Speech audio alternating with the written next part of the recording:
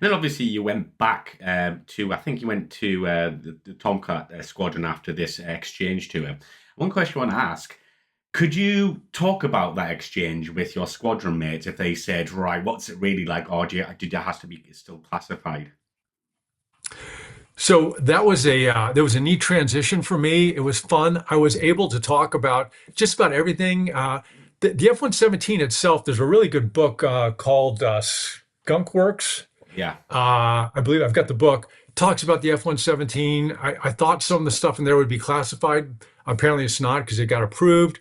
So there's a lot I could talk about the F-117. Of course, the one thing that you don't talk about are radar cross section, any of the tactical capabilities. What was the range on the F-117? Unlimited with air refueling, standard answer. Mhm. So there's a lot I could talk about. I could talk about the FLIR, just how we did that. And my experience with the FLIR made me very valuable as a Tomcat got the Lantern pod, and I could talk to Rios about how to use it with my experience and some targeting. I actually, on our first cruise, as we were heading over to Kosovo, I did a couple training sessions just on funneling techniques to get into the target area and find your target.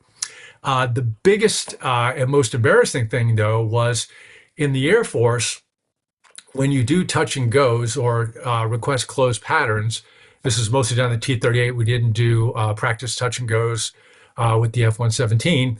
You'd come in, you'd do your touch and go, you'd climb up, full power, raise the gear, pitch out, come around, lower the gear, and come down, do another touch and go. And that's how you did touch and goes in the Air Force. In the Navy, when we go into the landing pattern, we drop the gear, we come in, we pitch out, brake as we call it, come around, drop the gear flaps, speed brakes out, come around, fly the pattern, touch down, full power, climb up in the dirty configuration, come around for another touch and go. So my first ride back in the Tomcat, I had Beetle Bailey was one of the instructors at VF-101 on the East Coast, where I got requalified. He was a CAG. I think he made Admiral. I'm not sure. Beetle, I'll have to check on him. Great guy. He was a phenomenal commanding officer of a squadron. He was a CAG. He went a lot further than I did, but he was in my back seat.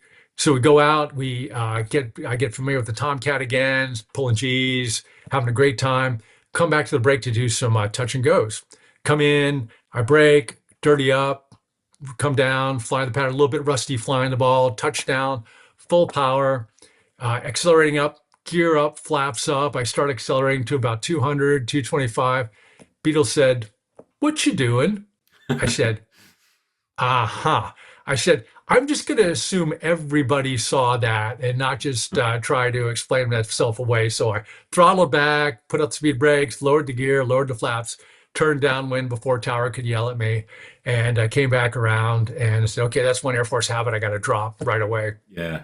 And but getting back into the swing of things in the Tomcat, a lot of improvements happened while I was with VF-41. We got digital flight controls.